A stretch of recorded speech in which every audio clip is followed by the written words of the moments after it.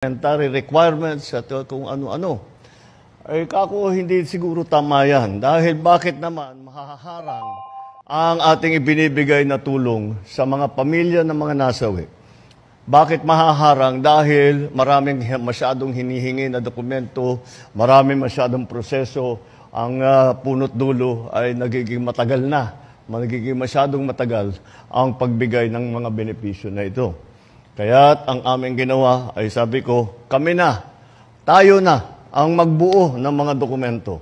Tayo na ang mag-ayos ng kanilang mga pangangailangan upang dapat sa araw na ito maibigay na natin. Kaya't kayo, mga beneficiaries ng ating mga programa para sa mga pamilya ng mga nasawi sa habang sila'y nagsiservisyo sa bansa, ay ngayong araw na ito, masasabi ko, maibibigay na namin lahat ng inaantay ninyo na napakatagal. Hindi dapat naging ganito katagal.